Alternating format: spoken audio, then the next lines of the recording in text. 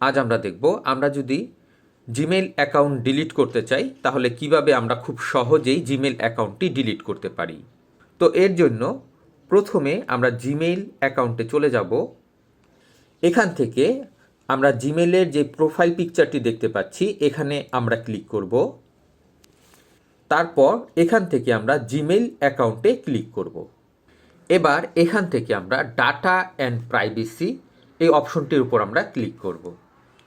তারপর এবার আমরা একটু স্ক্রল করে নিচের দিকে চলে আসব।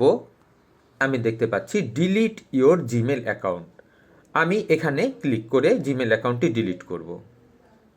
এবার এখানে আমরা আমাদের অ্যাকাউন্টটি ভেরিফাই করে নিব। এবার আমরা স্ক্রল করে নিচের দিকে চলে আসব।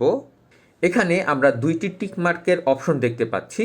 আমি আমার জিমেইল অ্যাকাউন্টটি ডিলিট করব কিনা তার কনফার্মেশন এখানে চেয়েছে, তো আমি এই দুইটি টিকমার্ক করে দিব।